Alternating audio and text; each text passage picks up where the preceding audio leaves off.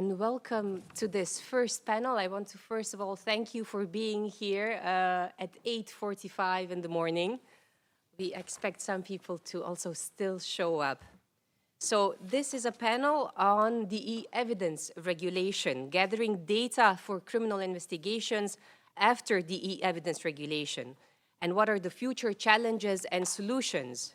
Because as you know, the e-evidence regulation and its related directive were adopted just last year on 12 July 2023, but of course they will not yet be applying until 2026, and the adoption in national laws is still required, and there's still a lot of work because it's all also dependent on the negotiations between the EU with the US and the Cloud Act. So this is what this excellent panel will be about. My name is Masha Galic, and I'll be moderating this panel. And we have an excellent cast of scholars and practitioners and policymakers here. We have Stanislav Tosha here, who is Associate Professor in Compliance and Law Enforcement at the University of Luxembourg, where he teaches and researches comparative and European criminal law, white-collar crime, compliance law, and cyber law. And he is particularly focused also on researching the e-evidence regulation, the role of private actors in safeguarding fundamental rights, and more broadly, the role of tech companies in law enforcement. And together with Vanessa Fransen over there, he's also the co-editor and author of the upcoming Cambridge Handbook of Digital Evidence in Criminal Investigations. Then we have Antonios Buchayar, who is a member of the Legal Service of the European Commission and currently working in the team dealing with institutional aspects of EU law and data protection. And most importantly, why he's here today, he is a part of the Commission's negotiating team on an agreement with the United States for the Cloud Act to facilitate cross-border access to e-evidence for judicial cooperation in criminal matters. So let's see how much he's willing to share with us on that. He regularly litigates on behalf of the Commission before the EU courts in Luxembourg in various fields of EU law, and he's published several books and articles on EU law, in particular competition law, state aid law, and data protection law. And he also teaches as adjunct professor at the Vrije Universiteit in Brussels. Then we have Professor Vanessa Fransen. She is a professor at University of Liège and affiliated senior researcher at the Institute of Criminal Law of the KU Leuven. And she specializes in cybercrime, in EU criminal law, economic and financial criminal law, national comparative criminal law, and of course, criminal procedure. Her recent research focuses mainly on the impact of new technologies like AI and cryptocurrencies on criminal law and criminal procedure. And as I've already mentioned, she's the co-editor of this new exciting book on digital evidence with Stanislav. And then we have Erik Walgaren. He is a partner at Stibbe and has been with CPDP on its panels from the very beginning. His practice focuses on TMT in the broadest sense, including IT, data protection law, and electronic communications law. Erik advises and assists clients with legislation and regulatory aspects regarding data protection, web and cloud services, outsourcing, IT security, system integration, and such. And he litigates both before national courts and international tribunals. And aside from his work at Stibbe, Erik is also a visiting professor in ICT law at the Solvay Brussels Law School, or at least he was, of Internet Law at the Faculty of Law of the University of Luxembourg, and a guest lecturer in blockchain and smart contracts at the Faculty of Law at KU Leuven. And finally, last but not least, we have Aisling Kelly, who is an Irish lawyer and leads Microsoft's law enforcement and national security team in Europe. She was previously a senior prosecutor with the Irish Director of Public Prosecutions and the United Nations International Criminal Tribunal for Rwanda.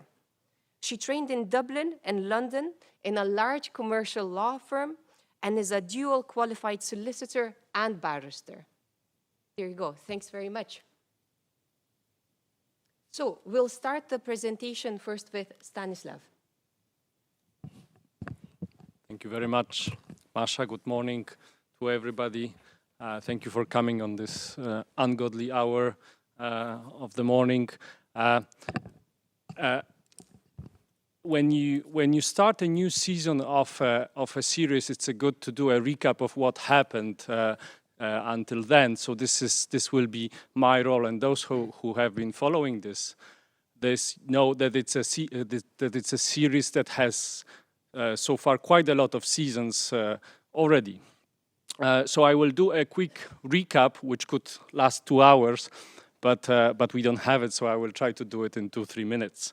The reason that we have this topic is mainly the principle of territoriality, the outdated principle of territoriality that clashes with the reality of cyberspace.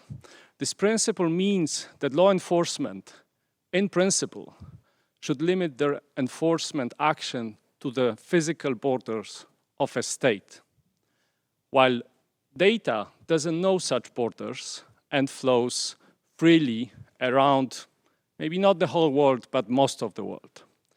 This means that if law enforcement wants to access data, they face the problem of very often having to go abroad to find data that they need for enforcement action, in particular for investigation and prosecution of criminal offenses. This is very often the case because very often service providers who do have the data are somewhere else. At the same time, these service providers have the data, and this is also unique, and maybe we manage to get used to it. But if we look historically, this is a unique feature of the times we live in. Because if you look historically, the providers of communication that we used at the time, such as the traditional post, wouldn't keep track of the letters we sent, except registered post, but otherwise they would not keep track what was sent, where it was sent, who picked it up, and especially not what was inside. We could open letters, we required special procedural measures for this, but otherwise, nobody kept track of it. Today is different. Service providers know who sent what, to whom, through which channel, and they often know what's inside. This might get complicated because this might be encrypted, but still some digital trace is left. So this digital trace is a treasure trove for investigators. But at the same time, they have a problem because usually this data, so easily accessible technically, sometimes maybe less easy, but still accessible, is somewhere else, which means very often in purely national cases, and by national cases, I mean a case where citizens or residents of a certain country committed a crime in that country against other residents or citizens of the same country, and the law enforcement of that country is investigating and prosecuting later on. So this is a national case. In such national case where everything is national, suddenly we realize, yes, the data is somewhere else. And from a relatively simple national case, we have an international case where we have to use instruments of European or international cooperation. From this results the reflection, maybe the rules are not up to date in view of the technology we have, because instruments of cooperation take time. And they take time in Europe. In Europe, we could use the European investigation order, but the maximum time this takes to get data from another country with this instrument is 120 days, which might be too much to assure that the data is not lost, is not altered. But usually we have American service providers, and there we have to use mutual legal assistance. And mutual legal assistance on average takes a year. to get an order or a request to the US to have it processed by a competent American judge to have his or her agreement to send the data back to Europe. This is limited, however, to content data. For non-content data, US providers may provide this data, may send it without an order of a judge. However, if they don't have an order of an American judge, nothing compels them to do that, except if we compel them in Europe. So out of these complications, we saw appearing different methods of dealing with this difficulty. One was the voluntary cooperation, so asking the providers to provide data, and as long as it concerned non-content data, it was possible for them to provide this data. For content data, they were limited by the provisions of US law, which required a decision of a US judge. Another approach was taken by the country which hosts us today, which is Belgium, which decided to change its rules first in the case through case law, and then by amending its code of criminal procedure and building a theory that some called extended jurisdiction in the cases of Yahoo and Skype, and then in the code of criminal procedure. The approach taken by Belgium was to consider that even a service provider is, for example, American, the fact that this service provider is active here in Belgium, and this can be proven, for example, by the fact that they have a domain, .be, that they offer services in the languages of the country, that the advertisement which is shown on the web page targets customers here. Through these arguments, you can say that even if a company is American, it has duties which relate to Belgian law enforcement and thus should respond to national orders to produce data. The problem with this approach was that it put businesses in difficult position, because the fact that Belgium requested data in a compelling way didn't mean that the American law prohibiting the service providers from giving this data, and I'm talking about content data, these provisions didn't stop to apply, which meant that providers found themselves in a conflictual situations and required a solution to this issue. Law enforcement had outdated rules and required a solution. Service providers had had problems with this solution, and we needed something new. And something new is the e-evidence package, a new regulation which now offers an order that will be in principle sent from national law enforcement to service providers somewhere in Europe, disregarding in principle the fact that they are in another member state. I'm saying in principle because there are exceptions to this, and I guess these exceptions will come back in the next panels, or we will come back to them in the Q&A. But this system is in principle, and even if you read the regulation, they seem, these exceptions, to be more pronounced, but I claim that they are very limited, and in practice, the cooperation will be between law enforcement and service providers who will have a seat somewhere in Europe. Another aspect of this issue is how to solve the problem with the US. And the solution came from the change of law, which happened in the US in 2018, which was the adoption of the Cloud Act. The Cloud Act allows US service providers to produce content data to foreign law enforcement, but the condition for it is an agreement between that country from which the request would come and the US government. An important aspect is whether Europe will have such an agreement as such, or whether European member states will each negotiate with the US. As we speak, we can already say that the first solution has been chosen, and the reason for that was also the adoption of the e-evidence regulation. The fact that we now have the e-evidence regulation, which was adopted in July last year, means that the issue became, so to say, Europeanized. And thus, Europe can negotiate with the US this agreement, and this is happening right now.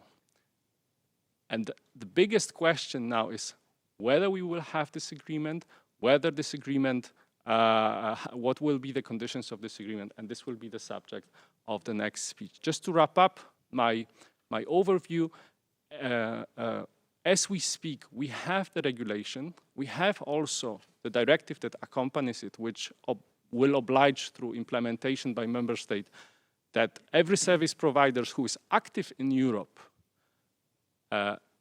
designates a seat where orders can be sent. We have 2 years still, the total was 3 years, but 1 is almost gone, to set up a technical system through which service providers will make available data to law enforcement, so there will be a sort of platform through which this exchange will happen. We have the time for the US-EU agreement, and we also have the time that member states adjust their laws to this regulation, because even if it's a regulation, there are many questions that national law has to answer. So with this, I would finish my recap of the topic, and I think one of the main issues that remain are the negotiations with the US, and I hope to learn about them a bit more from Antonius.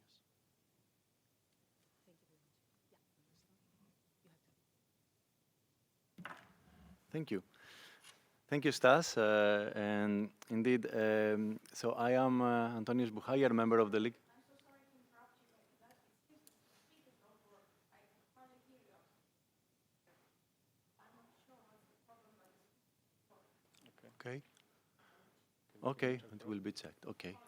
No problem. Thank you for letting us know, of course. So I will try to use my loud voice from here, okay? And when the speakers work and it's everything too loud, just raise your hand and I will keep it a bit lower. So, indeed, I'm Antonius Buchagiar. I'm a member of the Legal Service of the European Commission. I have the chance to be part of the negotiating team from the EU side with the US on a future agreement on e-evidence in criminal matters. And if Stanislav gave the recap, I will give more of a trailer for the next season, because we don't have yet an agreement, and so we cannot go to specific text and comment about it. My content will be rather for the next season of the series. And I don't want to give you any spoilers, because of course you all want to read fresh the agreement when it will be out, and you don't want to have any spoilers about what it will include. You want to get the excitement all at once when it's out. Joking aside, I have to say that, of course, anything I say is not an official position of the Commission. I'm always obliged to say that. It's just a personal opinion. So let's start maybe some context. What is the issue that a future agreement is trying to solve?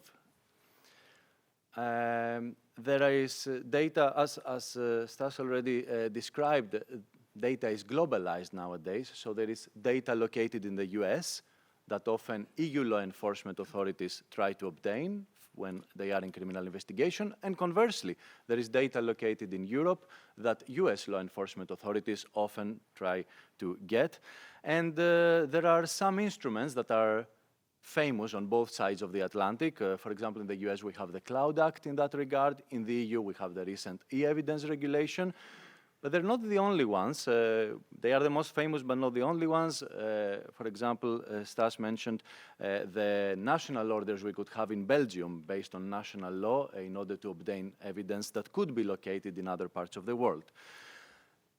And when both law enforcement from each side of the Atlantic tries to obtain data that is on the other jurisdiction, there is sometimes, I hear the speakers, okay. So I will go a bit lower, but tell me if it's too low. So there is sometimes an issue when law enforcement on each side of the Atlantic tries to obtain the evidence in the other jurisdiction. There are some obstacles. There is some legislation, some pieces of legislation in the respective jurisdiction that may pose obstacles to the service provider who has the data there to give it to law enforcement in another country, in a foreign country.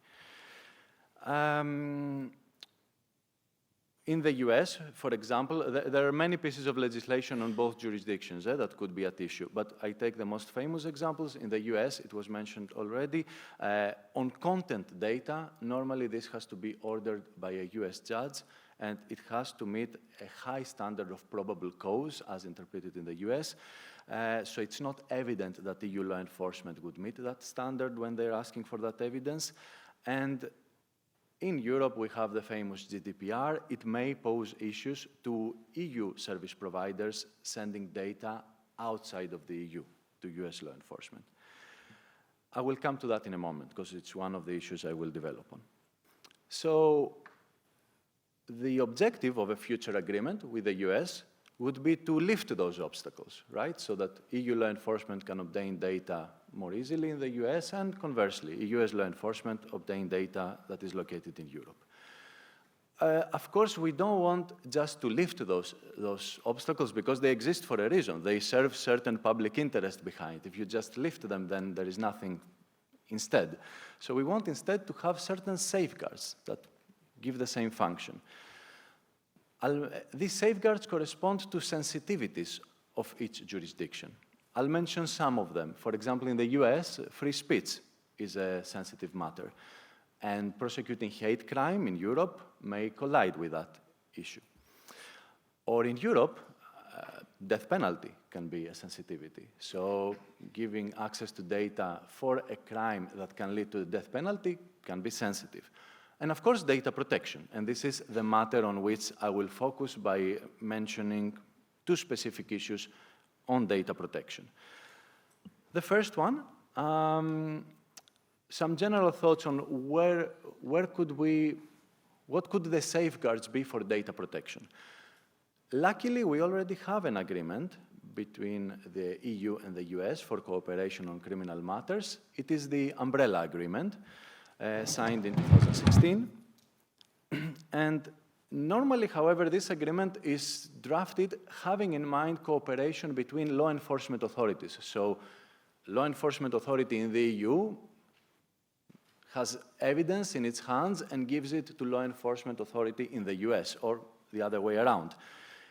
It's not drafted having in mind the direct obtaining of evidence from law enforcement in the US directly from a service provider in Europe, or from Europe directly to a service provider in the US. I'm not saying this is not within the scope, because it is. The Umbrella Agreement states clearly that it is for exchange of evidence between law enforcement, but also, and the precise words are, or otherwise transferred according to an agreement that exists between the EU and the US. So it is within the scope, but it's simply that many of the provisions of the Umbrella Agreement have been drafting, having in mind a more classic scenario of law enforcement giving evidence from one jurisdiction to law enforcement in another jurisdiction.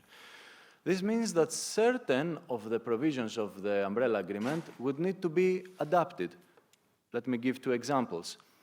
When there is an information security incident, or what we would call a data breach, the relevant provision in the Umbrella Agreement states that the authority that provided the evidence has to be informed.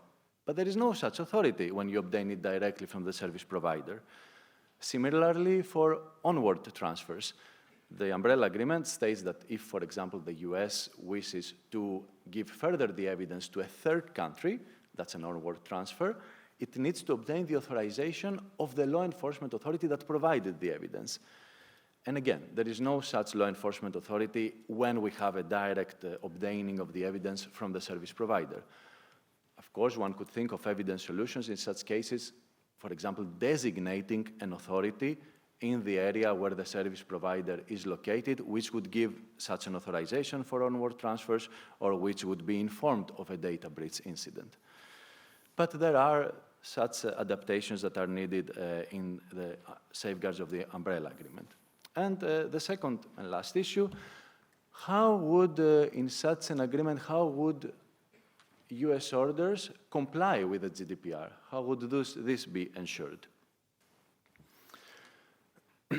Now, currently, the main obstacle that a service provider in the EU may face would be Article 48 of the GDPR. This article mainly states, I will not quote every provision here because I just give a brief presentation, but the main idea, the gist of it is that when a third country judicial authority or administrative authority orders personal data to be disclosed, and electronic evidence relating to crimes can very likely have personal data. So when personal data has to be disclosed to a third country authority, this normally should not happen, except if, and there is one evident possibility in that article, which is when there is an international agreement between the EU and that third country jurisdiction. The future agreement will be an agreement between the EU and the US for the exchange of electronic evidence, so there would be such an international agreement. There is a wider discussion on Article 48 on other possibilities beyond an international agreement. It's a big debate, but I will not enter into that because it's not of interest for this discussion here. There will be an international agreement. So, okay, the obstacle of Article 48 of the GDPR is lifted. Is that the end of the story? No, because that simply means we've lifted an obstacle in the GDPR, but any processing of personal data, when it involves a transfer to a third country, has to comply with two requirements. First of all, it needs to comply with the transfer tool of Chapter 5 of the GDPR. And secondly, yes, I'm almost over. And secondly, it needs to be based on a ground of lawful processing of Article 6 of the GDPR. There are some exhaustively listed grounds there. Let's take the first one, complies with Chapter 5 of the GDPR. The future agreement, including appropriate safeguards for data protection, will be a legally binding and enforceable instrument between public authorities, between the EU and the US. Therefore, it would seem to fall under one transfer tool. I mentioned the provision, Article 46, paragraph 2, point A. So that should be okay. And then, what about Article 6? What should be the right ground? Now, we had a very recent judgment in the Meta Platforms case.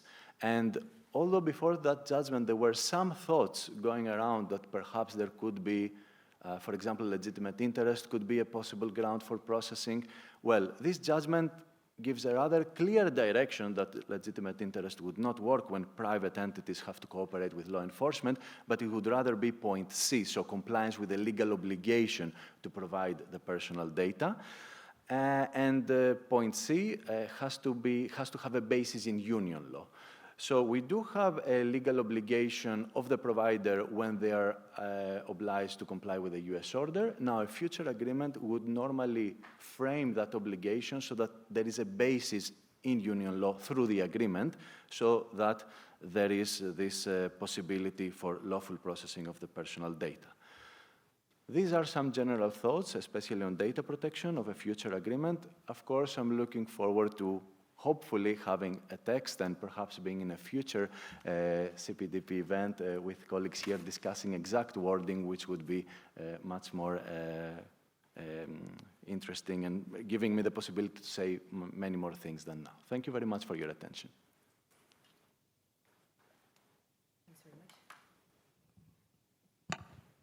Good morning, everyone. Thank you very much for being here.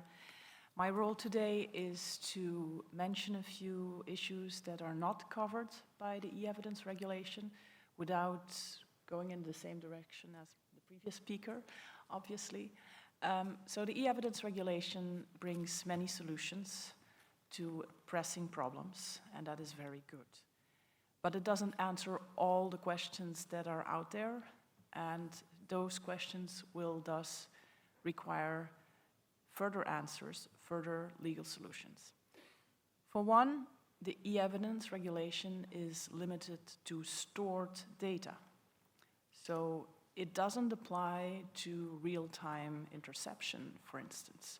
Now, in a digital era, the distinction between stored data and data in transmission may not always be so obvious to make. For instance, I think about chat sessions in online gaming or just simple emails that are being sent, but your addressee hasn't opened his email box. Is that data that is stored or not? There have been discussions in that direction in Belgian courts, for instance. And in Belgium, we decided to just lift this distinction and to focus on the content, search content, intercept content in a secretive way, covert way, or in a non-covert way. That's a distinction that was retained, or the solution, in Belgian law. But the e-evidence regulation does not apply to data in transmission. Now, the future EU-US Cloud Act agreement might very well, even though we don't have a text, but might very well also apply to interception. Why is that? Because the agreements that already exist with the US so far, with the UK, for instance, do cover interception. So it will be interesting to see whether the EU-US agreement will also cover such interception. And then, of course, there is no common EU legal framework. Stanislav was referring to, we have unionized, Europeanized the way production and preservation orders are being issued directly to a service provider, but we have no such framework for interception. Interception within the EU, between EU member states, still follows mutual recognition instruments, the European Investigation Order in particular, but this instrument, as Aisling will say also, doesn't apply to a few member states, most notably to Ireland, neither to Denmark. So interception will be an interesting issue because I cannot imagine that law enforcement wouldn't be interested in having interception in that future US-EU Cloud Act agreement. So that's one issue, what to do with data that is not stored. The evidence regulation also only covers 2 orders. Its title is in fact misleading because we always refer to the e-evidence regulation, but this is not a regulation that exhaustively covers all types of measures to obtain e-evidence or electronic evidence, digital evidence. It only covers 2. So what to do with other orders, like orders to remove certain content from websites that contain illegal content, so blocking access to such websites. In special EU legislation, for instance, with regard to CSAM or terrorist content online, there are such orders, but that's limited to those specific subjects. It's not a general legal framework for the EU. What to do with orders, for instance, that require a provider to assist law enforcement to search an information system, a computer system, or to provide technical assistance. Those orders exist in national law, but they are not regulated either by the e-evidence regulation, and they may be very crucial to obtain e-evidence. Another issue that is obviously not dealt with by the e-evidence regulation, but that is likely to come more to the fore, to the surface, once the e-evidence regulation will be applied, is data retention. And now you may say, well, data retention is not the obtention of electronic evidence. That is true, but it is a prior step. If there is no data, then you cannot ask for the production of data. So data retention, and for those of you who are familiar with the topic, and some of you in the room are very familiar with the topic, data retention has been a headache for many years.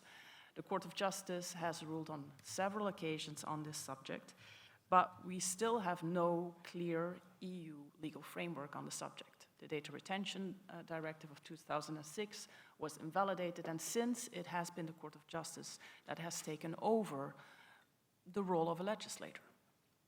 Now, at national level, despite 10 years of case law of the Court of Justice saying that general indiscriminate retention of metadata is inadmissible, there's still national legislation that is based on the old invalidated directive of 2006. So some authorities still operate on the basis of a legal framework that is clearly in violation of EU law. In other member states, there is no data retention anymore, such as in Germany. And then you have member states that try to comply in one way or another with the case law of the Court of Justice, sometimes pushing it to its very far outer boundaries, which is the case, for Belgian legislation that was recently adopted, perhaps also for Danish legislation. So there's no common framework at EU level. And once the evidence regulation will be applicable, you will have law enforcement authorities that will ask for the production of certain data, and then you will have service provider answering them that that data is not in their possession, because in their jurisdiction, there's no obligation to retain the data. Or you may have the other scenario, that law enforcement authorities think that the data is not available, but perhaps their colleagues in another state will tell them, yes, it is available. So the lack of an EU framework will definitely make those differences that are there and that should be addressed, in my view, by a legal framework at EU level, those differences will only become sharper. And then a last point I would like to just mention is that the e-evidence regulation doesn't deal with the big issue of encryption. It merely says that there's no obligation to decrypt if the data would be encrypted. But until today, there's no clear stance at EU level on how we should go about with encrypted data encryption, at least within the criminal realm. For data protection lawyers, I think it's very obvious what the role and the value of encryption is, and that you shouldn't touch it. The same for cybersecurity experts. But in criminal justice, criminal procedure, this discussion keeps going on. And perhaps we may be able to say a word on the high-level group of experts on access to data for law enforcement purposes, which is currently preparing recommendations. I've seen that there's a real push for decryption, for an obligation to decrypt. And I think it's important to address this issue once and for all, because with the e-evidence regulation, this issue too will only become more tangible. Thank you.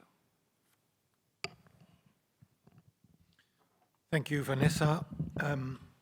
Just to be in full disclosure towards you, after the kind introduction by Masha, I'm also on the board of the Council for the Flemish lawyers here in Belgium, and this kind of also leads into my perspective on this new instrument, which is some concerns that we have on the side of the defense bar. I think we all recognize that this new instrument is a fantastic head start for magistrates and investigators.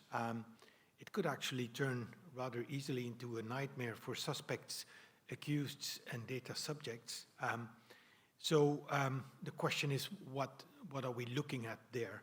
A few pointers. First of all, regarding the instrument itself, there's obviously still a debate out there about the legal basis on which this regulation was founded, i.e. Article 82 of the treaty, where it seems that the concept of mutual recognition, there's a bit of a fata morgana here to basically create a fiction that there is some mutual recognition involved. But what we're obviously lacking in a public to private instrument is the public actor on the other side who could actually really kind of play that role of recognizing authority coming from the issuing state. So the question is, what is going to happen with that? The debate is out there, and we know that at some point, given the right case and fact pattern, this may lead to fundamental debate about the legal basis of this instrument. Second, concerned about the very instrument as well is maybe another gap to be added to the line that Vanessa already established, is that this instrument is really about the low-hanging fruit. It conveniently kept out of the equation all that has to do with sanctions and remedies.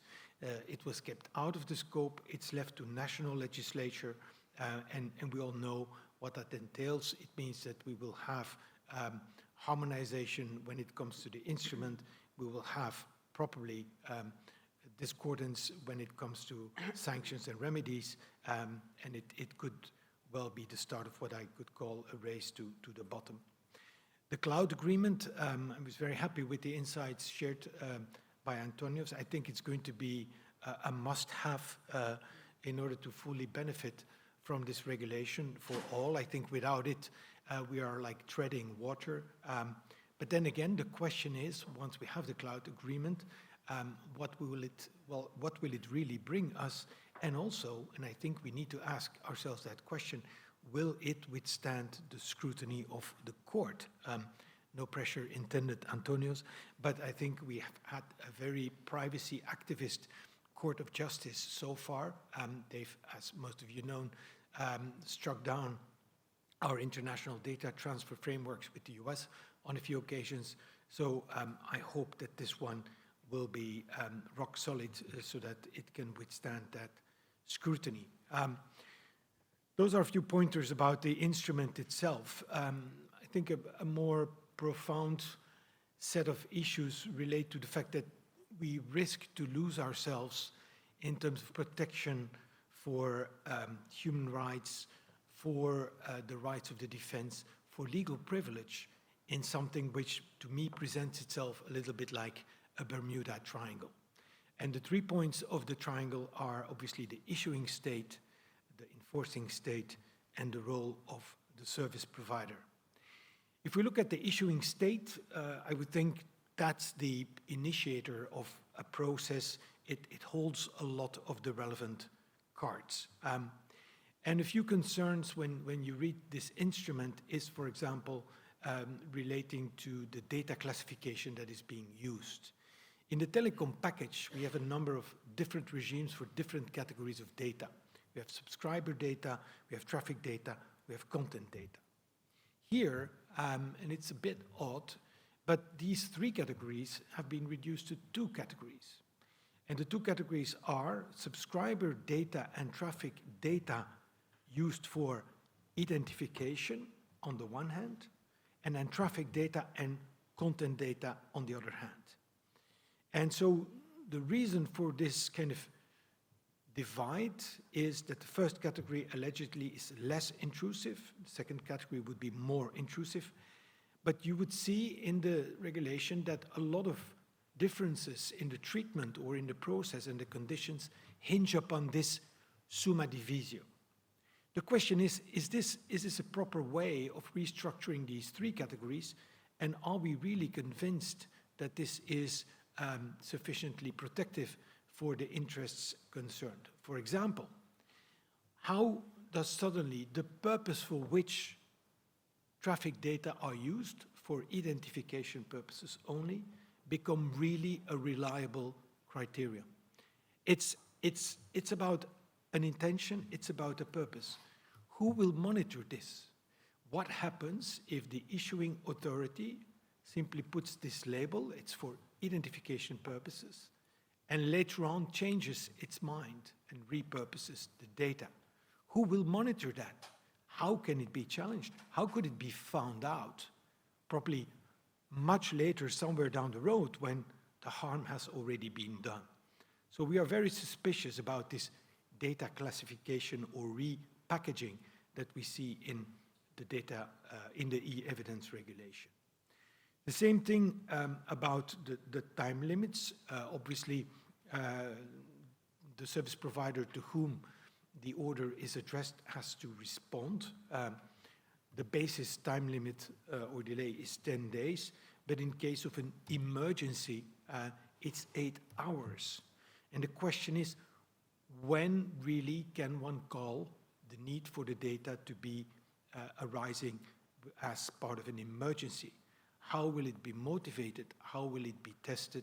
How do we get to some form of harmonization in this label of emergency? And if you bring those 2 together, and you are dealing with, let's say, a zealous magistrate or investigator, and even in Belgium we have some of those, then they may actually be quite tempted to start gaming the system and to immediately put a label of traffic data for identification purposes and an emergency, and then obviously there's going to be little way for anybody else to take any actions or scrutinize the request or even the answer that would be provided by the service provider. Those are a few remarks on the initiative that is to be taken by the issuing authority. Then there is the enforcing authority. If a notification and notice, if notification is indeed required, because otherwise they would not even know what is happening on their own territory, the grounds they have to refuse are very limited. And the question is, what information will the enforcing authority really have to refuse the order and to apply the exceptions or the grounds for refusal that are there? If it's going to be just the information which is stated on the form, then I think it's going to be very limited and they will have a hard time to balance, these grounds for refusal and deal with them. The question also has to be asked, what's going to be the interest of the enforcing state to refuse an order? Often it will actually be a request for data not related to any of the residents in the enforcing state. So the question is, will they really have an interest to do that? Will they have the means to do that? Maybe there is some interesting point here as well, other than refusing flat out. They could also limit the scope of the order or of the production. So it could be a partial refusal.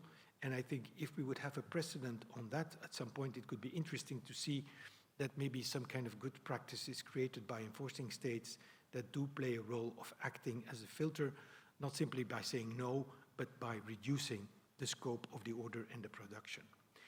Lastly, in terms of the Bermuda Triangle, there is obviously the role of the service provider, and I think Aisling will say more about that, but I think from a defense bar perspective, I think the service provider is going to be our backstop. It's going to be the good Samaritan on which we rely. We know that their grounds to refuse an order have been substantially curtailed as well. Nevertheless, we think they have a clear interest in protecting the interest of their customers, even in the way they would apply the filter of fundamental human rights. Thirdly, and this is other than the kind of points raised, specifically relating to the issue of legal privilege. It's clear that this regulation had a problem addressing legal privilege. It's been done in a very fragmented and inconsistent way. In all fairness, I'm not even sure if those who were drafting those provisions really knew or understood what legal privilege is and how it works. Legal privilege would, on the first time or first step, arise with respect to the issuing state. The issuing authority can consider privilege to the extent it exists under its own law, which is a bit weird because legal privilege, obviously relates to the interaction of a professional and his regulation, his professional regulation. And for example, the question of where the professional resides is not a determining factor as to which legal privilege would stick to the data. So there's clearly a disconnect between the criteria that are being used. And we also know, and this is a bit strange in Article 6.9, that legal privilege would only play out on data stored or processed in a dedicated platform for the professionals concerned. I'm not sure if, for example, the legal profession in Belgium uses such a dedicated platform because we use, for example, iManage, as many other big law firms do for case management purposes, but it's not a dedicated platform for legal professionals. We just happen to be in numbers when it comes to their clients. So the scope of application is not very clear. The service provider and the enforcing state, they can also consider legal privilege, but they can only do it under the laws of the enforcing state. So it also means that in certain case patterns, if it's not a privilege under the issuing state and it's not a privilege under the enforcing state, it may just get lost in translation. I will keep it at that, and as I said, I will look to Aisling for further support in terms of the Good Samaritan role by the service provider. Thank you. Thank you, Eric. I feel like I'm back in law school and the professor is going to ask me what my ideas are, and we've already heard from all of these 5 impressive students right before me. So, you know, we've heard a lot of great commentary, and in order to kind of encourage some questions and answers from this extensive but dedicated audience, I'm going to keep my remarks to 5 minutes. I'm also conscious of that tradition of lawyers always looking at the challenges, and I'm conscious that the title of the presentation is Solutions. So I want to draw your attention to a current challenge and invite us all to think about the solution going forward. So I'm part of an expert working group where member states and service providers are involved in designing or coming up with solutions for the decentralized IT system. And I want to kind of bring your attention to some of the specific provisions in the regulation which detail these. So they're recitals 82, 83, and 84. And in 83 in particular, it says the decentralized IT system should comprise the IT systems of member states and union agencies and bodies and interoperable access points through which those IT systems are interconnected. The access points of the decentralized IT system should be based on the e-Codex system established by Regulation 2022-850 of the European Parliament. So the challenge with that is, anecdotally, for the 7 or 8 EU member states who are currently using e-Codex for the exchange of information, is that e-Codex is operating at a bandwidth of capability of 500 megabytes. That's unsustainable for data exchanges with OTT providers at this point in time. So that's something which we have in the text of the regulation, but actually the current day-to-day data exchange doesn't reflect that reality. So then we're looking in terms of solutions. What does it say in Article 84? It says, or in Recital 84, service providers who make use of bespoke IT solutions for the purposes of exchanging information and data related to requested for electronic evidence should be provided with automated means of accessing the decentralized IT systems by means of a common data exchange standard. So I do think from a solutions-based perspective that there is room there to move away from the proposed use of e-Codex. We have to remember that this particular decentralized IT system was only introduced back in the last dying months of the negotiation of the instrument. And to be fair to the legislators, they don't or didn't have the experience of running a law enforcement team which deals with large data exchanges for law enforcement. So they weren't aware of the current problems. I'd also kind of point us to another practical issue, is that for those of you who've gone all the way to the back of the regulation, because it's meaty, but it's interesting, you can see the annexes to it, which set out the production order and preservation order parts of it. You'll see that there's free text boxes in those annexes. So again, we have to find a solution where those annexes can be realistically deployed in a situation where they're going to be required to be dealt with on a machine-to-machine basis. So in terms of the volume of e-evidence production and preservation orders, you know, if the current transparency numbers of large OTT providers are to be regarded and outside of the telcos, we're looking currently in around 300,000 orders per year, which are currently being processed. They will all need to be capable of being machine-to-machine processed. So we need to look at the annexes and see if the implementing legislation can, you know, either come up with a solution or deal with them in a pragmatic way. The other point that I'd kind of like to throw out there for discussion is what we will have in terms of after e-evidence is deployed is we will have continuing existing requests or demands for data by national member states intelligence agencies, and they will fall outside of the e-evidence. You know, what Vanessa is talking about in terms of a harmonised approach to intercept is absolutely to be encouraged from a legislation point of view.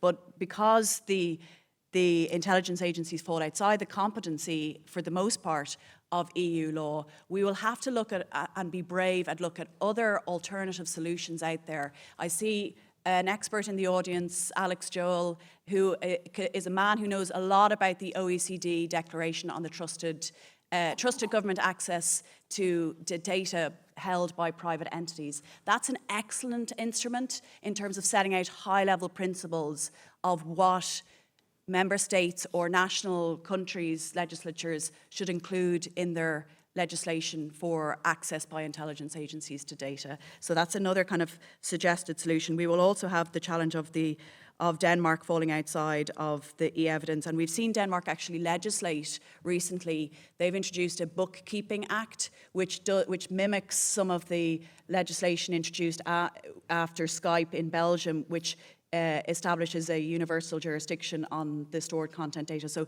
Denmark is already starting to move away from e-evidence before e-evidence has been implemented, which is interesting as a trend. And then lastly, obviously, we have the third policeman of the e-evidence legislation. We've got the directive requires the service provider to nominate to receive an MLAT, to receive a EPOC or EPOC PR, and an EIO.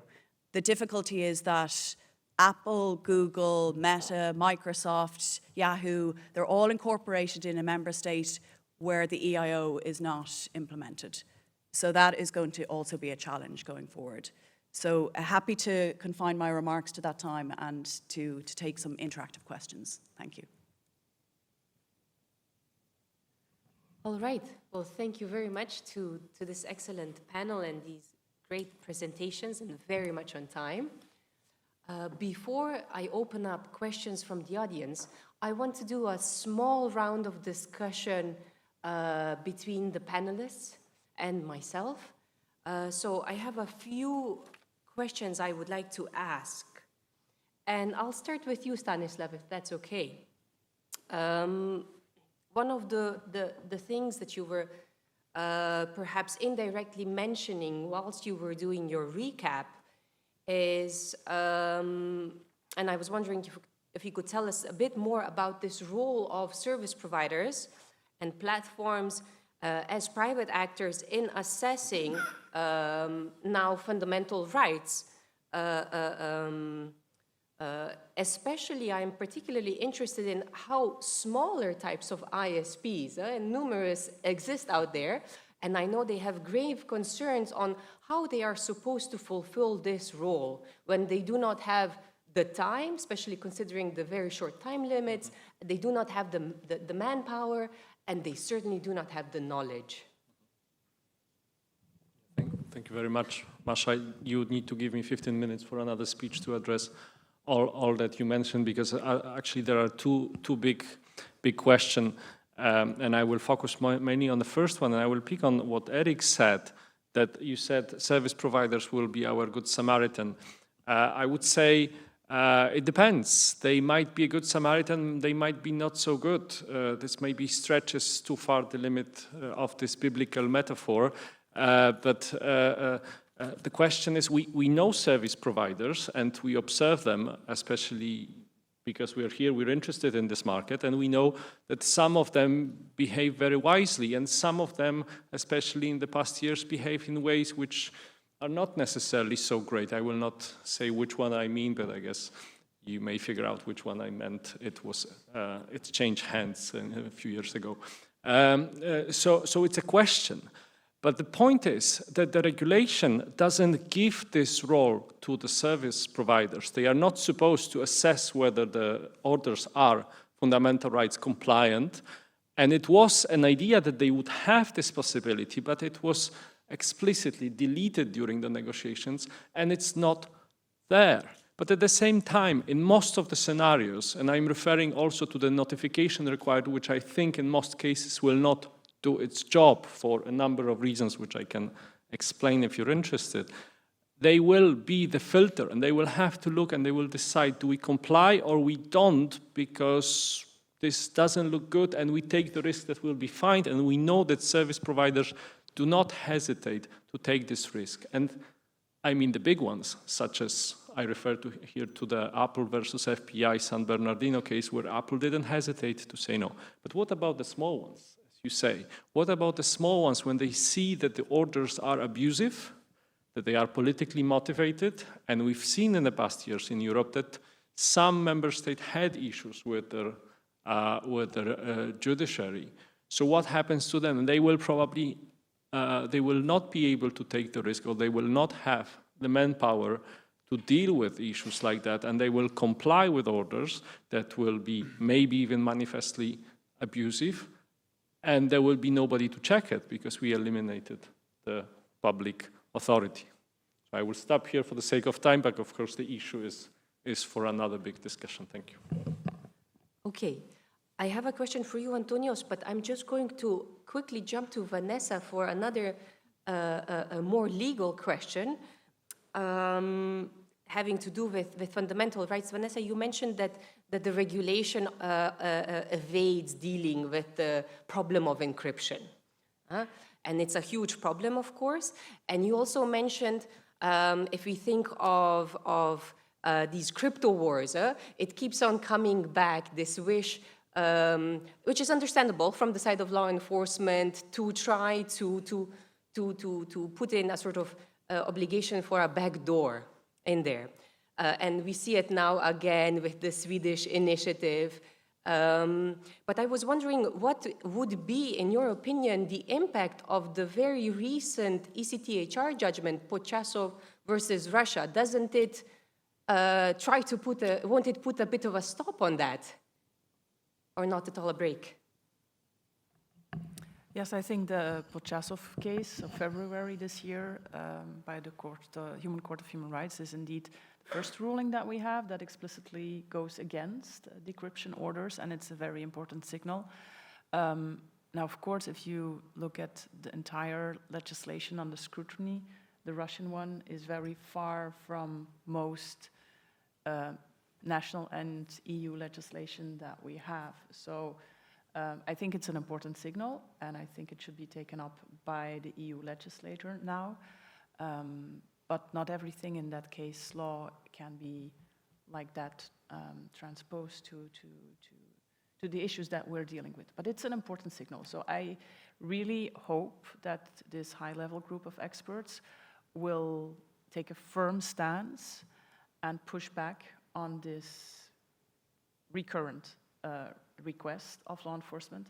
But I think that also some issues need to be clarified. Having had discussions both with law enforcement and with providers, there seems to be a misunderstanding or discussion on whether, for instance, in the future metadata will or will not be encrypted.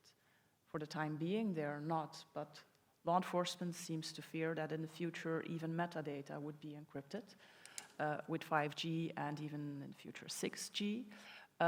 When I talk to service providers, they say, well, no, you can work around that, and it costs more money, but it's still possible to make sure that the metadata is available. So I think if you have a fear from law enforcement that in the future they will even be able to access less data, that will feed their demand to have decryption orders. So it's important to have a good dialogue, I think, between service providers and law enforcement to clarify current and future issues and set a firm principle that no decryption orders should be, or no backdoor should be included in legislation. Very interesting. Thank you very much. Okay, Antonios, now perhaps less legal question, or also, but will a future EU-US agreement cover only requests for e-evidence originating from federal law enforcement authorities or also from state ones? Thank you, Masa. I will make the answer very legal. No, indeed, it's currently being discussed whether it would be federal law enforcement or also state law enforcement in the US, because a lot of law enforcement is happening at state level, and there is a need as well there to to overcome the obstacles that I described. Now, a particularity of the constitutional nature of the US, which we see also reflected in the umbrella agreement, is that there are limited possibilities for the federal level to bind the state level. There is a certain autonomy of the states with which the federal level cannot interfere. So the umbrella agreement, for example, that already exists, applies to federal law enforcement in the US. It doesn't apply normally to the state level. So there is a question on how to, if there are, for example, data protection safeguards, how do they apply to the state level if there are limits on the autonomy of that state level and how the federal level can bind it. There is a provision already in the negotiating directives given by the Council to the Commission as negotiator, and it treats transfers of data to the state level as if they were onward transfers to a third country. So it assumes that an authorization will be given by the member state, for example, where the service provider is located. If there is a high number of such requests from state level, this onward transfer that is meant to be for exceptional cases, because it requires authorization every time, there is a question mark whether this would effectively apply. So, of course, there are other thoughts that I cannot disclose on more effective mechanisms that would still preserve the safeguards if this state level requests were to become more routine, more mainstream into that agreement. But this is to be seen. Thanks very much. Very, very interesting, yeah. Okay.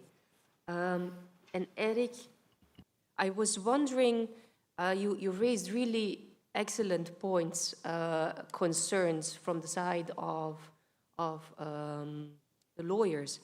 And I was wondering if you expect a lot of litigation to arise from this new regulation.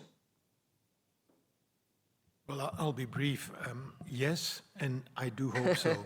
And just for a bit more background, I think it will rise at national level, but also at European level. I mentioned the issue of the validity of the instrument. We know that there are some pretty potent privacy activist organizations out there as well. And also I think the configuration will be very different depending on the case. But I can see a service provider getting hauled in front of a court or taking the initiative to fight against the penalty that would be imposed for refusing the cooperation, or I could see a service provider getting hauled in front of a court by a data subject or a client because they did cooperate and this came to light at some point. I see litigation also on the criminal level, for example, within the actual procedure itself, about the admissibility of evidence, which again is a whole can of worms with lots of differences in the different member states. Things like the best evidence rule popping up in different ways and means. So yes, it's going to be a feast for lawyers, I'm afraid. Okay, Aisling, just a sort of general question for you, because I'm of course also a lawyer. I'm not a computer scientist.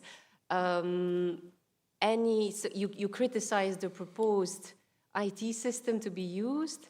Huh? So what would be your suggestions? What kind of a better system should be used here? Thanks, Masha. And I'm not a computer scientist. I do encourage people who are interested in this area. I think like in future, the unicorn employee will be someone with an undergrad in computer science and a professional qualification as a lawyer. That's the real ideal people who will be practicing in this area. I wouldn't say I'd criticize the decentralized IT system. What I would say is that there are existing organizations out there such as ETSI, ETSI, which do a lot of work in terms of standards about how data is transferred, and that maybe we don't have to go and reinvent the wheel. So I'm certainly not criticizing the decentralized IT system. It's in the legislation, we're bound by it, but we need to be creative and solution-oriented in terms of looking for existing solutions, because my experience with this from a technical point of view is it takes an incredibly long time to build these systems, to test these systems, and 2 years is an incredibly, you know, it's a brave deadline to meet. So let's look around and not reinvent the wheel. Okay, excellent. I think it's a good time to open up questions from the audience. I'm sure you must have them.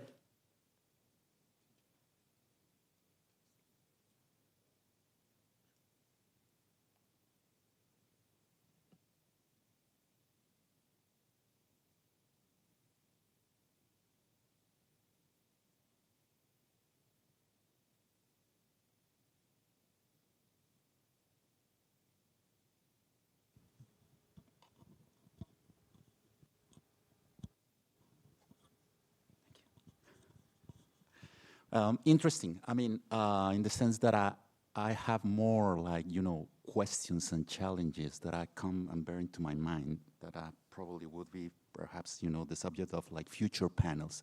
But one question to the panelists. Some of the terms that are contained in the e-evidence regulation are really good, you know, 10 days for the EPO, 6 hours for emergency situations. And you might probably be familiar with the terms provided in the second additional protocol of the Budapest Cybercrime Convention, which are 45 days, 20 days, very different. Very simple question. What are your thoughts on how like these two instruments would actually interact in the near future? And what would be some of the possible outcomes for EU member states to implement the second additional protocol, as well as, you know, the future agreement between the US and the EU concerning the e-evidence? Thank you. Aisling, perhaps, could you take on this question? Sure. I think you know, for EU member states, they will need to look at this globally, even with the jurisdictional hooks contained in e-evidence. So you may have providers who offer services who they believe fall under the e-evidence regulation, but they can't basically get the service providers to cooperate, for example, perhaps in jurisdictions which they may not want to cooperate with EU member states. I'm not going to name any particular jurisdiction, but we can perhaps imagine one or two of them. And it would help to have a second ace in your back pocket, so to speak, to be able to say, well, you also have an international obligation under the Budapest Convention. So I think you need to look at it I often talk about this, about, you know, driving in multiple lanes of traffic at the same time. You need to look at this as a spectrum of tools available for law enforcement and a spectrum of obligations which service providers must adhere to. And the second additional protocol is an excellent instrument, and I think it has its role to play for sure.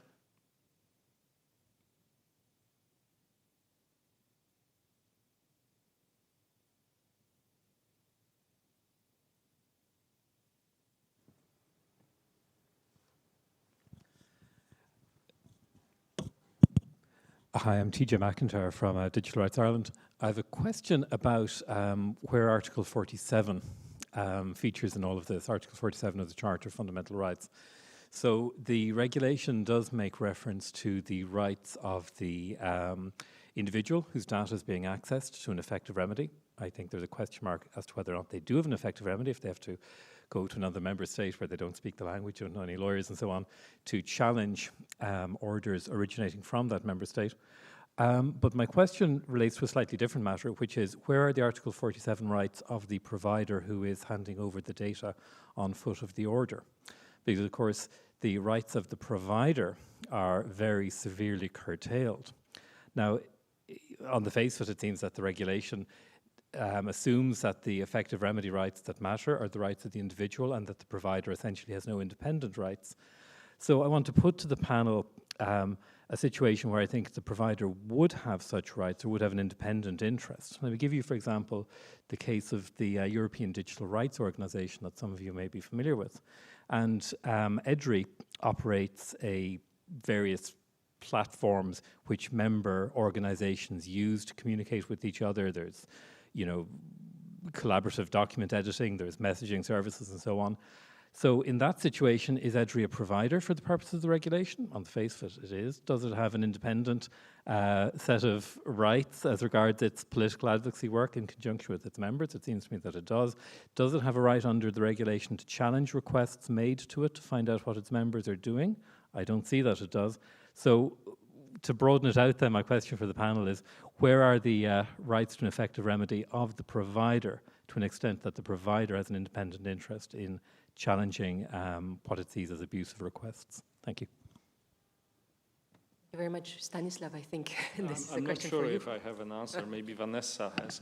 No, thank you very much, TJ. I smiled because I participated in a seminar last Friday, and a very similar question came up. We had a seminar which was streamed on YouTube, and people could ask questions. And so we gathered some data, and the question was: are we provider in the sense if we are asked to provide data? Honestly speaking, it doesn't feel like that's the case which was meant by the regulation, and I think that the definitions of service providers do not include it, but I was not 100% sure. Maybe some other colleagues will have a more firm answers, but I do have the same doubt, and we have to look at the regulation from that perspective. Yeah, I agree. I agree it goes in that direction. And perhaps from our research, which included a report that you wrote on Ireland, we saw a very diverse landscape on what the rights of the service providers are in challenging orders that come from law enforcement. And in many member states, at least under national law, they're very, very limited. So I'm sure that some inventive lawyers in bigger or perhaps associations will look for possibilities, but I don't see them from the on-site, which doesn't mean that they couldn't be found, but it will probably require some improvisation. Can I just quickly add one point? Because if it comes to labeling the organization, I think if you look at the definition of service provider, there's basically 3 subcategories. I'm not sure they would be an electronic communication service provider, nor the provider of domain name or IP numbering services, but they could be considered an information society service provider. If that is the category you were potentially considering, I think an argument could be made, especially if you would provide, and I'm not familiar with the details of your services, but the possibility for users to communicate with each other or to make it possible to store or otherwise process data. So I think the link could be made. Okay. On who is a service provider or not, certainly I leave the experts in the panel, but just a thought on who has effective judicial protection or not. I think effective judicial protection is already provided by Article 47 of the Charter and doesn't need necessarily to be also incorporated in secondary legislation. Sometimes we do have, the GDPR being also one such example, we have specific judicial remedies that are provided, but I have to say in EU law generally, this is rather the exception than the rule. Normally EU law provides the substantive framework and then it's up to member states to provide the effective legal remedies, of course subject to the old formula of the case law, equivalence and effectiveness. So they must provide remedies that are equally available for national rights, and they must also provide remedies that don't make it practically impossible to exercise the rights. So I would say that the right is already there because of the Charter. Sometimes secondary legislation makes it more specific in EU law, but if it doesn't mention it, it doesn't matter that it doesn't mean that it does not exist. It exists already because of the Charter. Okay, perhaps one last very quick question, and then we go for coffee. Yeah.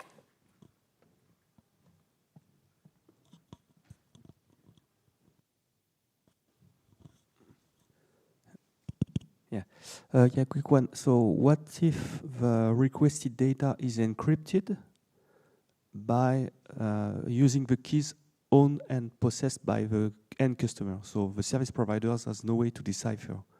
What will happen? The request will have to be handed over to the end customer, or the SP will be able to push back stating that they have no technical ways to access the data? So what are your thoughts on this? I think some of this is covered actually under Article 10, where there's an impossibility. So if it comes down to whether or not there's an ability for the service provider to obtain the data separate from encryption but related to encryption. So there's specific provisions under Article under Article 6, 10.6, which may give rise to grounds for the service provider to contest it. And I think then speaking with the member states, there seems to be an expectation that the encrypted data would be delivered if possible, but that the keys or any type of decryption would not be delivered. So that would be my understanding, but I think there's going to be room to litigate this under Article 10 of the regulation. I want to thank everyone for attending this excellent panel, very high-level discussions, also for excellent questions from the audience. I want to thank all of our discussants here and the University of Luxembourg for organizing this panel. Thanks very much.